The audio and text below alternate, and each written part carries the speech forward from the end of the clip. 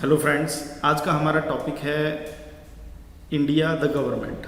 आज हम गवर्नमेंट के बारे में पढ़ेंगे, इंडिया के गवर्नमेंट के बारे में।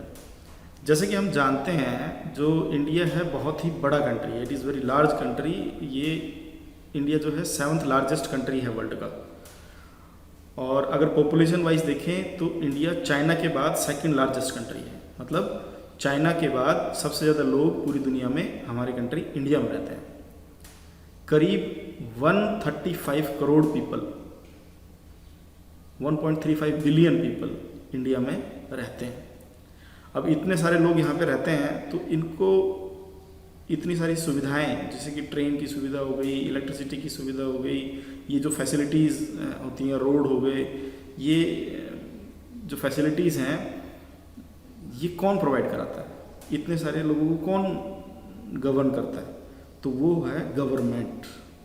तो गवर्नमेंट क्या होती है? Government is a governing body of A state. किसी भी स्टेट की, किसी भी जगह की जो उसको गवर्न कर रहा है, उसको हम क्या बोलते हैं? गवर्नमेंट। तो गवर्नमेंट एक ऐसा पॉलिटिकल सिस्टम है जो कि किसी भी स्टेट को गवर्न करता है, उस पर रूल करता है, उस पर शासन करता है। तो इंडिया में 2 तरह की गवर्नमेंट है, एक स्टेट गवर्नमेंट और दूसरी सेंट्रल गवर्नमेंट।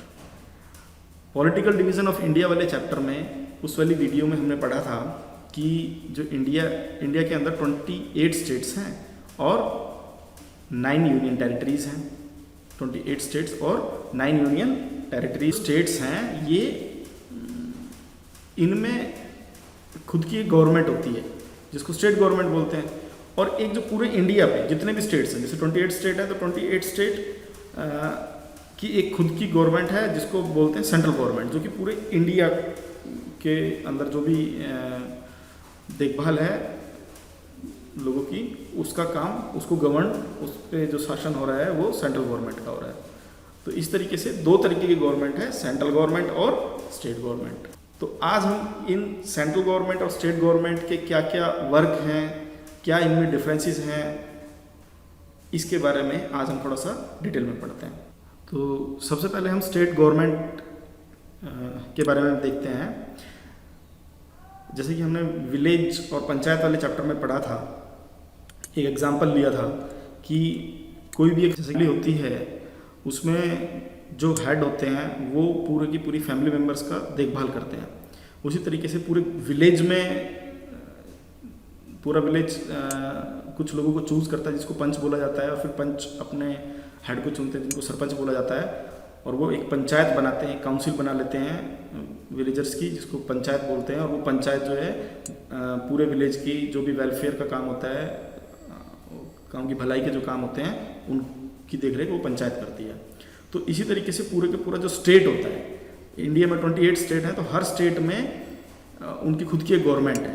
तो स्टेट के जो हेड होते हैं उनको बोला जाता है गवर्नर, उनको गवर्नर नाम दिया गया है। गवर्नर एक पोस्ट होती है, तो जो भी व्यक्ति स्टेट का हेड बनता है उनको गवर्नर बोला जाता है। और फिर वो जो गवर्नर हैं वो एक गवर्नमेंट को अपॉइंट करते हैं स्टेट के लिए। वो जो गवर्नमेंट है वो चुन के आती है, तो जो चुने हुए लोग होते हैं वो एक गवर्नमेंट बनाते हैं, और उसके जो हेड होते हैं चीफ मिनिस्टर। तो ये सब लोग मिलके, पॉलिटिकल कम्युनिटी होती है, ये सारे के सारे मिलके एक गवर्नमेंट फॉर्म करते हैं। और ये गवर्नमेंट पूरे स्टेट के जो वेलफेयर है, भलाई है, उसके सारे के सारे काम करती है। तो इस तरीके से स्टेट गवर्नमेंट बनती है। अब बात करते हैं हम सेंट्रल गवर्नमेंट की। लेकिन उससे पहले बता दूं, जैसे स्टेट गवर्नमेंट है, तो स्टेट गवर्नमेंट हर स्टेट की कैपिटल भी है। तो पॉलिटिकल डिवीजन ऑफ इंडिया वाले वीडियो में भी देखा था कि हर जो स्टेट होता है उसकी एक कैपिटल होती है। कैपिटल वो सिटी होती है जहाँ पे उस गवर्नमेंट के जो मेन ऑफिसेज हैं वो सारे के सारे वहीं पे होते हैं।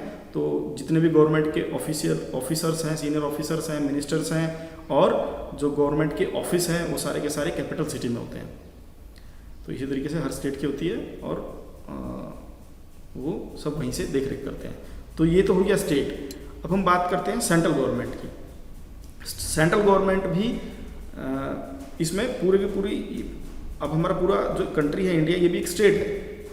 पूरा एक कंट्री एक स्टेट है जिसमें एक हेड होते हैं, जो कंट्री के जो हेड हैं वो क्या हैं, उनको हम बोलते हैं प्रेसिडेंट, वो भी एक पोस्ट है। और वो भी एक गवर्नमेंट फॉर्म करते हैं जिनके हेड होते हैं प्राइम मिनिस्टर। ये चुन के आते हैं, इलेक्शन होते हैं, लोग उनको चुनते हैं और वो एक पॉलिटिकल कम्युनिटी जो है वो एक गवर्नमेंट फॉर्म करती है और वो फिर पूरे वेलफेयर, पूरे कंट्री के वेलफेयर को लेके काम करती है।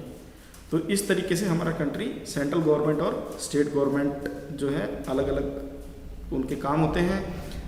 तो वो दोनों आपस में मिलजुल के काम करते हैं, स्टेट गवर्नमेंट और सेंट्रल गवर्नमेंट, लोगों की भलाई के लिए। और जो इन दोनों के काम जो है अलग अलग बटे हुए होते हैं, कुछ काम सेंट्रल गवर्नमेंट करती है, कुछ काम स्टेट गवर्नमेंट करती है। तो इन सब के काम अपने अलग अलग बटे हुए होते हैं और ये सब मिलजुल के लोगों के वेलफेयर के लिए काम करते हैं। तो इंडिया में जो सेंट्रल गवर्नमेंट है इसके ये पार्लियामेंट्री गवर्नमेंट है। यहाँ पे पार्लियामेंट होती है, जो लोग चुन के आते हैं वो पार्लियामेंट में बैठते हैं। जो भी लोग, जो भी मेंबर्स चुन के आते हैं वो पार्लियामेंट में, एक जगह होती है जिसको पार्लियामेंट बोला जाता है, उस पार्लियामेंट में बैठते हैं और वहाँ पे रह के वो अपने कंट्री की जो भलाई होती है उसके बारे में डिस्कशन करते हैं और वेलफेयर के जो काम होते हैं उसके बारे में चर्चा करते हैं। तो इंडिया में जो पार्लियामेंट है वो दो उसमें है, दो भागों में डिवाइडेड है, लोकसभा और राज्यसभा। लोकसभा और राज्यसभा, राज्यसभा जो होती है अपर हाउस होता है और लोकसभा लोअर हाउस होता है। तो ये दो पार्टों में डिवाइडेड है। तो इस तरीके से हमारी जो गवर्नमेंट है वो वर्क करती है। जिस तरीके से स्टेट की कैपिटल है ऐसे ही पूरे कंट्री इंडिया की कैपिटल भी है। तो हम जानते हैं कि जो इंडिया की कैपिटल है वो न्यू दिल्ली है। तो इंडिया की गवर्नमेंट के, इंडिया की जो सेंट्रल गवर्नमेंट के जितने भी मेन ऑफिसेज वगैरह हैं वो सब के सब न्यू दिल्ली में हैं।